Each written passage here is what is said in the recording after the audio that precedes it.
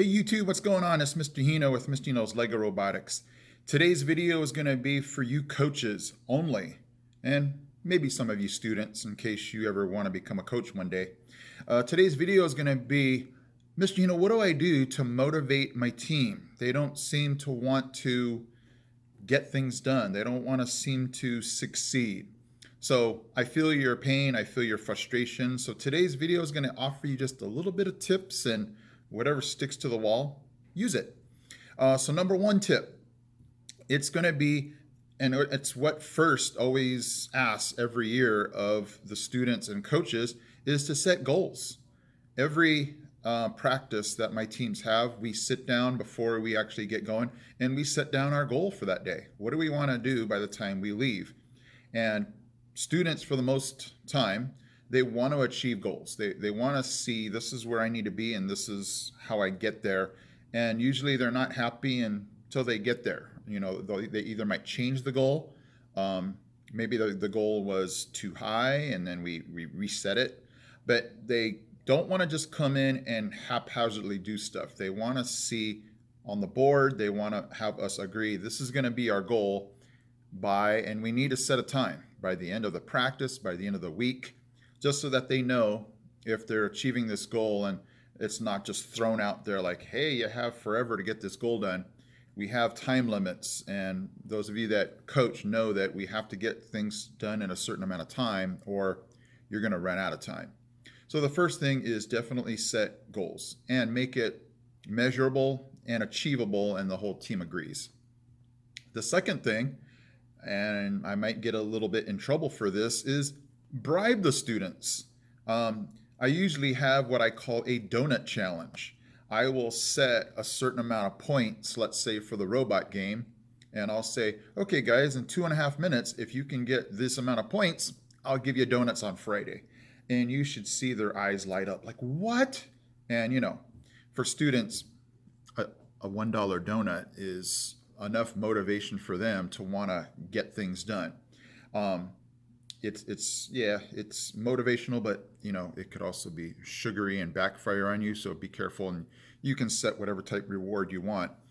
But it's another goal, but it's another extrinsic reward that, you know, sometimes seems to help the students maybe break through the, but I'm tired. What? A donut? And then, you know, it seems to kind of wake them up.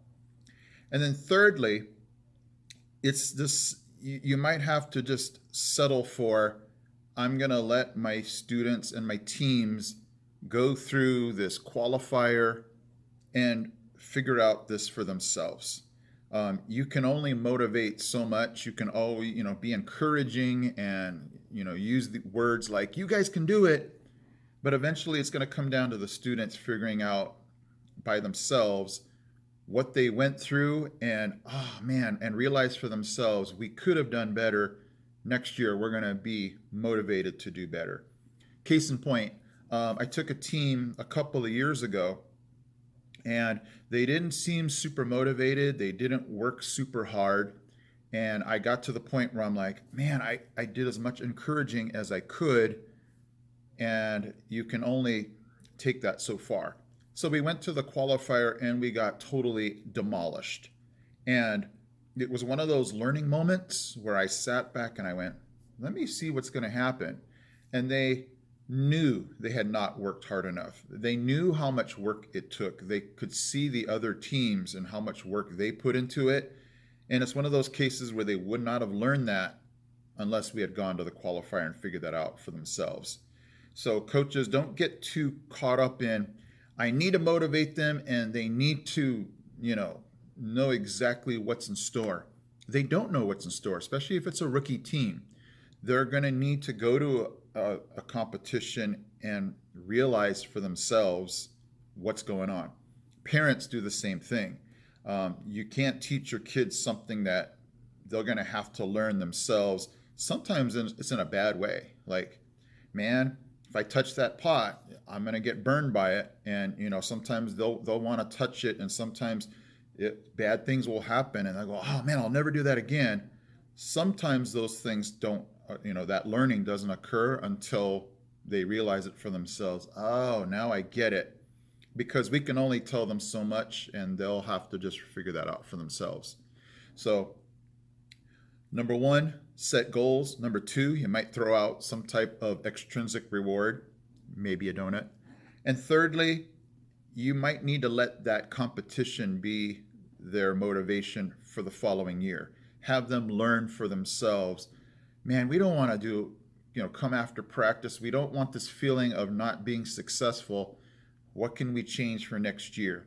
They're going to tell you what they didn't do and what they can improve on. You might have to let them figure that out for themselves. So hopefully that's helpful for you coaches to kind of throw it out there for you and being encouraging to you that, if your students aren't as motivated as you want, maybe these are some tricks, and ultimately we need to let them motivate themselves. Obviously, we can be encouraging and say, hey, you can do it, and this is what we need to do, but ultimately it's going to be their decision to motivate and encourage themselves. Okay, guys, I am Mr. Hino from Missing Lego Robotics. I am out.